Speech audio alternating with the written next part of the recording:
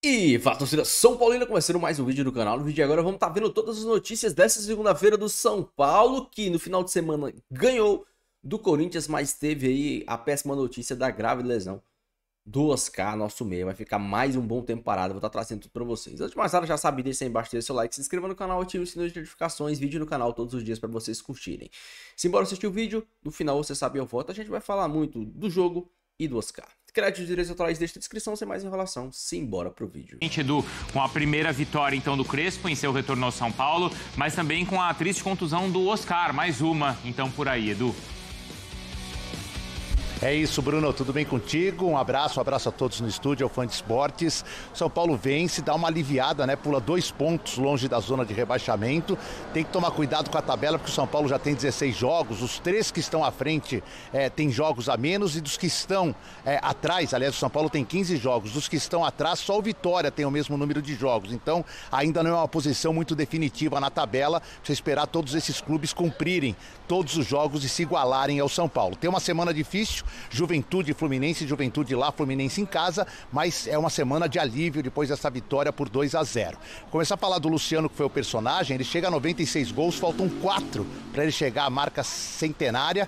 É o maior artilheiro do atual elenco do São Paulo, superando já em bastante o Caleri, que não joga desde o início do ano. E ele também pela primeira vez marcou contra o Corinthians, com o São Paulo vencendo. Nas últimas 3 vezes, ou nas únicas 3 vezes que ele marcou contra o Corinthians, ou o São Paulo empatou, ou o São Paulo perdeu. Saiu como grande ídolo, grande astro da partida, embora outros jogadores também tenham deixado boas impressões, principalmente o Wendel, que devia uma apresentação desde a sua chegada, como a de ontem no Morumbi.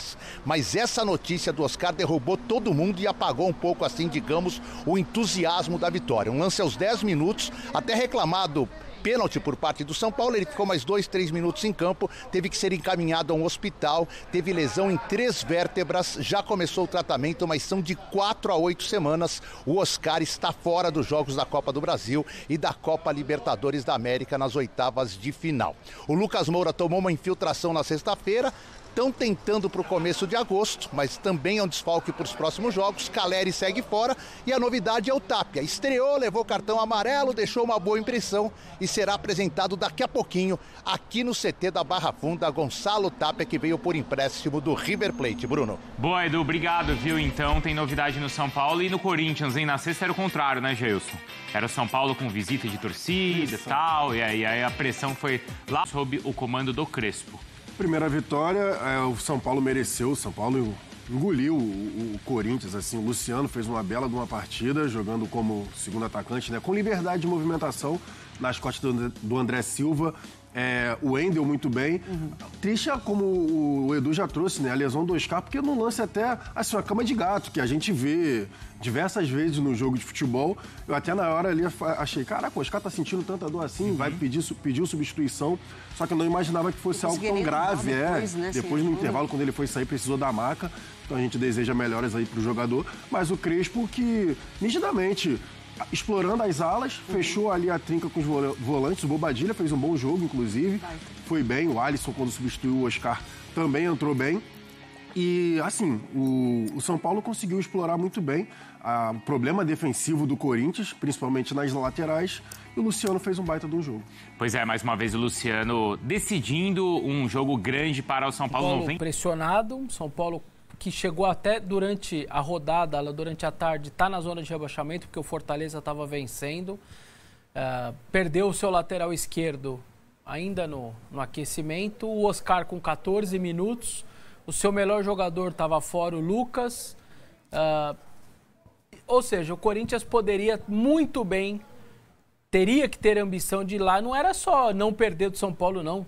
A ambição do Corinthians deveria ser ganhar do São Paulo, porque era propício para isso. E o que se viu foi um Corinthians que não entrou em campo. E quando só um time entra em campo, quando só um time luta pela bola, quando só um time está concentrado, quando só um time ganha dividida, quando só os volantes de um time tiram bola, desarmam, quando só um atacante se movimenta de um lado e o outro não faz nada disso, você vai perder o jogo. E o 2-0 ficou até barato para o Corinthians. Poderia ter perdido demais. Foi um time completamente sem nenhum nexo como time, mas sobretudo para mim de vontade. Eu já vi muito time ruim do Corinthians igualar muito clássico, ganhar clássico contra Palmeiras de Parmalat, contra São Paulo de Telê, contra muito clássico bom, e o Corinthians vendia muito caro sempre, porque tinha alma dentro de campo.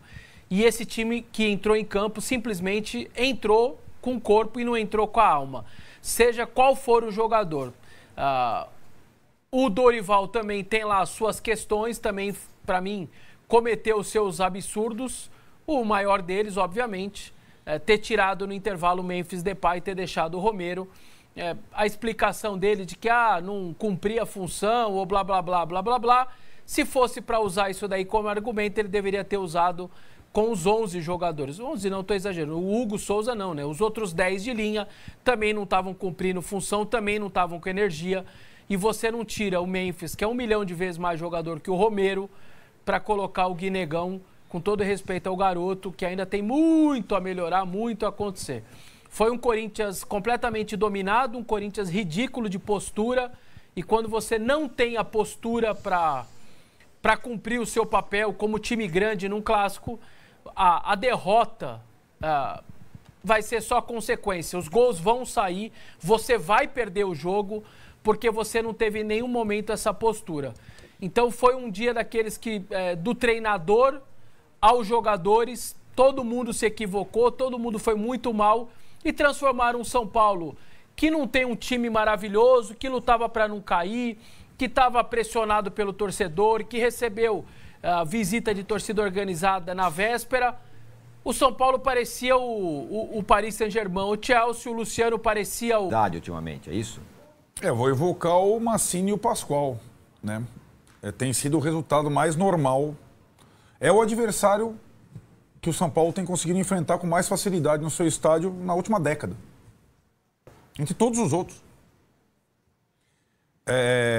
Então, quantas vezes o São Paulo ganhou bem do Corinthians com todas essas características, deitou em cima do Corinthians e não teve a continuidade?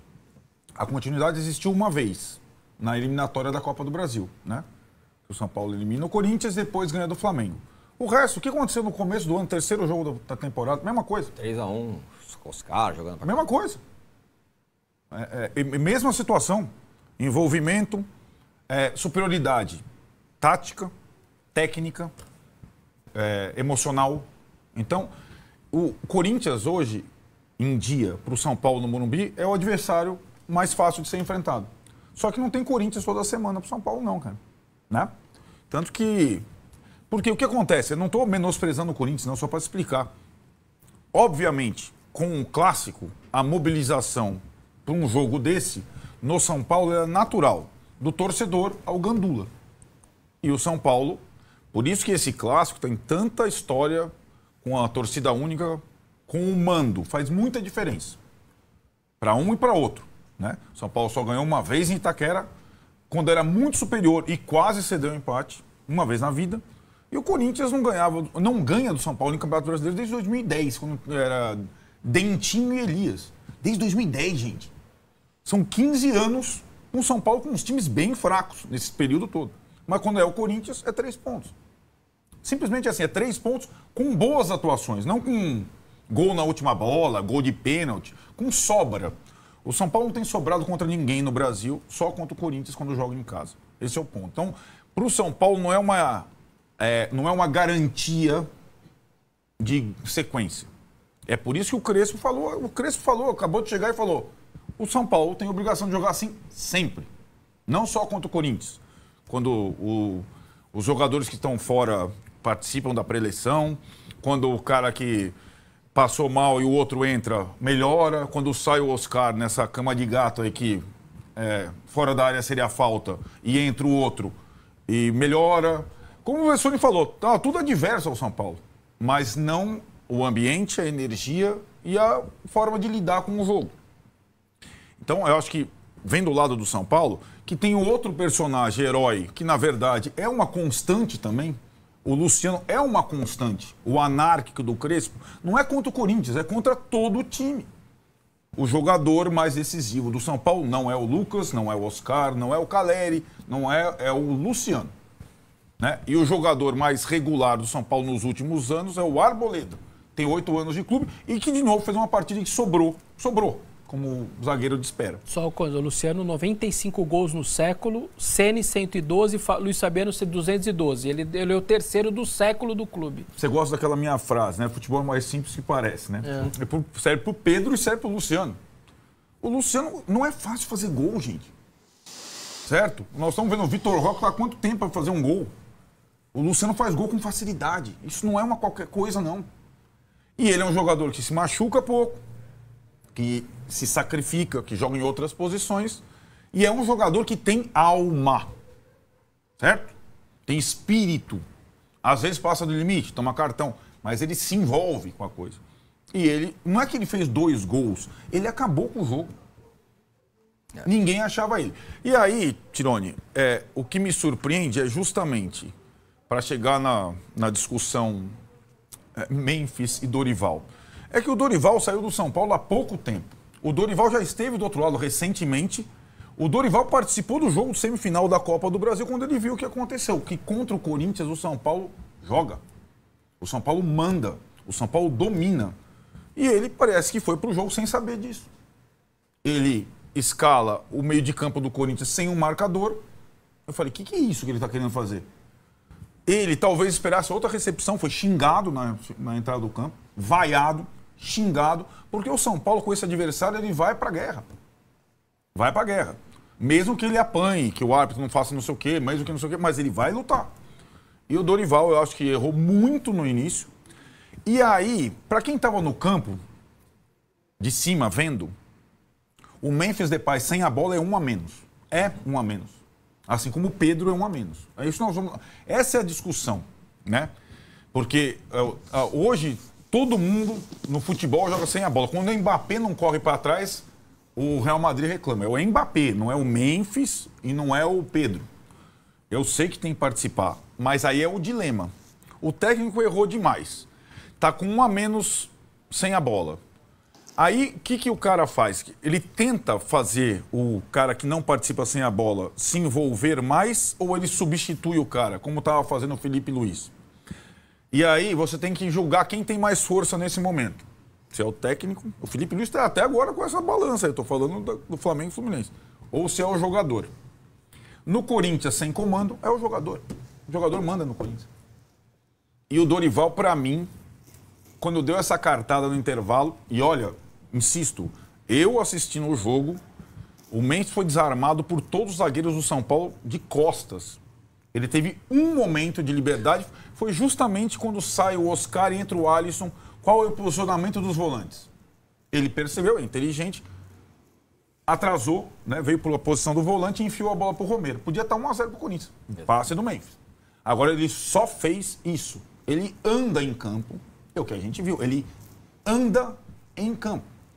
É o oposto do Garro, que se mata em campo, se esperneia e tal, foi bem marcado. Então é difícil lidar com uma situação dessa de um cara que em 2025, depois que subiu na bola contra o Palmeiras, ele anda em campo, para não falar o outro verbo. Ele anda para o clube. Né? Ele pegou a camisa 10, ele falta em treino, ele não sei o que lá, ele não volta para o banco de reserva depois de ser substituído, ele força o cartão amarelo, tudo isso tem mais coisa aí. Sexta-feira foram lembrando o Memphis depois da final da... E aí, cara, como o clube está sem comando algum, não vai ser o Dorival Júnior que vai enquadrar o Memphis. E nesse braço de ferro ele vai perder. Se ele perder mais 2 jogos, ele cai. Antes do jogo com o Palmeiras. O Memphis não vai sair, a não ser que ele receba. Em tese, o Fabinho deveria ter o controle sobre isso. E acho que culturalmente, como... Meus amigos, nem quando as notícias são boas, são totalmente boas. Tivemos a excelente vitória do São Paulo para cima do Corinthians. Eu há muito tempo não vi o São Paulo com um jogo tão impositivo e tão seguro em cima de um adversário. Eu não me lembro a última vez que o São Paulo jogou assim. Talvez não só ter jogado bem, mas ter controlado o jogo do começo ao fim. O Corinthians teve 2 bolas e o Rafael fez 2 grandes defesas, mas em nenhum momento o jogo pareceu descontrolado por parte do São Paulo. O São Paulo sempre teve o jogo nas mãos e a cada momento parecia que o São Paulo ia fazer o gol, né? Cada minuto que passava ficava mais claro. O gol do São Paulo tá amadurecendo, o gol do São Paulo tá amadurecendo. O Corinthians, para fazer um gol, tem que achar um gol. Não achou, o São Paulo fez 2. Uma grande atuação do Luciano, uma grande atuação do modelo do Crespo sendo implementado. O Wendel jogando muito pelo lado esquerdo.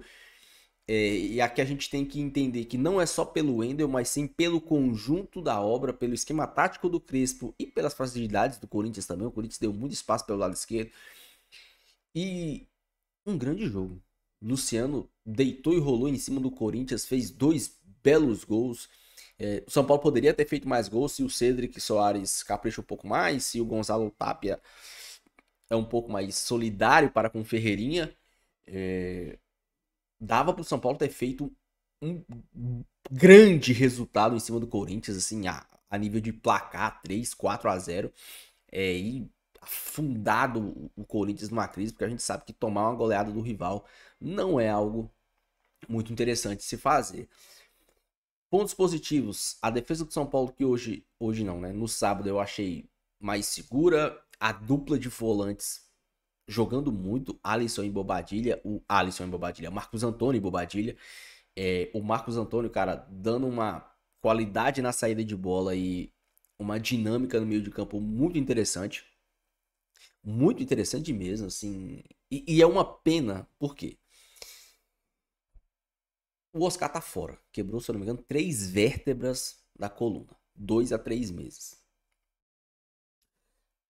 Jogos como o de sábado não vai ser sempre que vai acontecer. Vai ter jogos que o São Paulo vai ou iria precisar de alguém que pensa o jogo, de alguém com um passe diferente. E o São Paulo não tem esse cara. Até tem o Oscar e o Lucas, mas eles não estão jogando. Simplesmente não estão jogando. Então, agora a gente vai ver o modelo do Crespo dar resultado pelo conjunto. Porque o São Paulo não vai ter o cara do passe diferente. O Marcos Antônio, ele é um bom volante, o Alisson é um bom volante, o Luciano é um bom atacante, mas não vai ter o cara que pensa, não vai ter o cara que dá aquele passe milimétrico. Não vai ter. Então vai depender muito do conjunto, do sistema de construção, do esquema tático, de uma boa saída de bola.